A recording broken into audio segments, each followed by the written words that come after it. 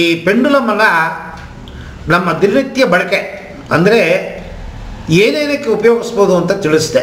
ಒಂದು, ನೀವು ವಾಸ ಮಾಡ್ತಿರೋ ಜಾಗದಲ್ಲಿ ನೆಗೆಟಿವ್ಸ್ ಏನಿದೆ ಅದನ್ನು ಕಂಡುಹಿಡಿಯೋಕ್ಕೆ. ನಂಬರ್ 2, ನೀವು ವಾಸ ಮಾಡ್ತಿರೋ ಜಾಗದಲ್ಲಿ ಇರುವ ನೆಗೆಟಿವ್ಸನ್ನು ತೆಗೆಯೋದಕ್ಕೆ, ಹೀಲ್ ಮಾಡೋದಕ್ಕೆ.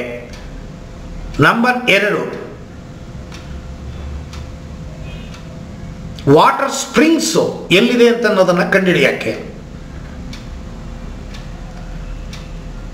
ಮತ್ತು ಈ ಅರ್ಥ್ಕ್ವೇಕ್ ಆಗುತ್ತೆ ನೋಡಿ, ಅಲ್ಲಿ ಸೀಸೋಮೀಟರ್ ಅಂತಿರುತ್ತೆ, ಆ ಮೀಟರು ಅದರಲ್ಲಿ ಪೆಂಡುಲಮನ್ನು ಬಳಸ್ತಾರೆ.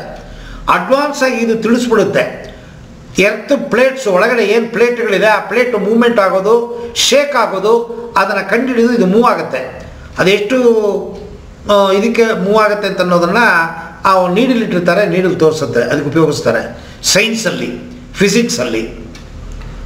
ಅದು ಬಿಟ್ಟರೆ ಅಂತಂದರೆ ಪ್ರೆಡಿಕ್ಷನ್ಸು, ಎಸ್ ಆರ್ ನೋ, ಸರಿ ತಪ್ಪು ವಿಚಾರಗಳನ್ನು ತಿಳ್ಕೊಳ್ಳೋಕ್ಕೆ.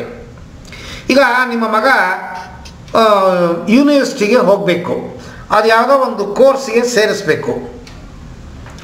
ಇಲ್ಲಿ ಆಪ್ಷನ್ಸ್ ಇರುತ್ತೆ, ನಾವು ನೆನೆಸಿದ್ದ ಕೋರ್ಸು ಸಿಗೋದಿಲ್ಲ.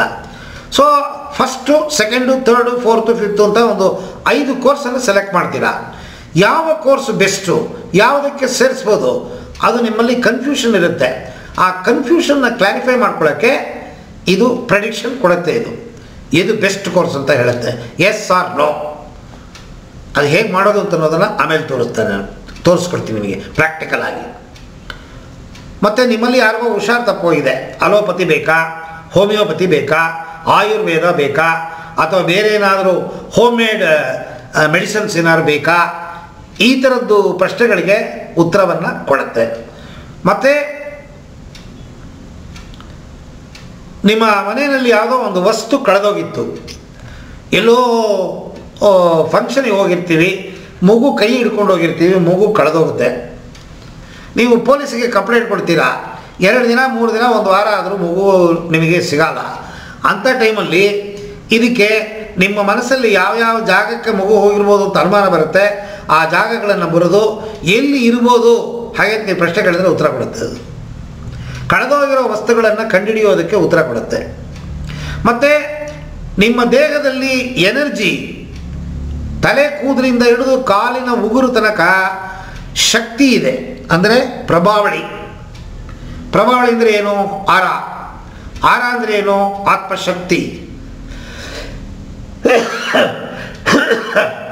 ಕಣ್ಣಿಗೆ ಕಾಣದೇ ಇರೋ ಆತ್ಮ ಈ ದೇಹ ಹೇಗಿದೆ ಹಾಗೆ ಹೊರಗಡೆ ಕಾಣುತ್ತೆ.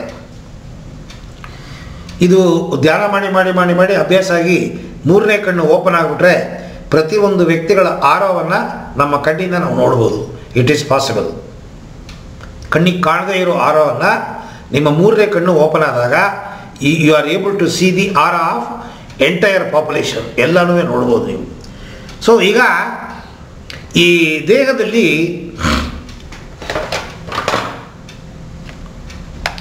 ಈ ರೇಖಿ ಅಂತ ಒಂದು ಸಿಸ್ಟಮ್ ಇದೆ.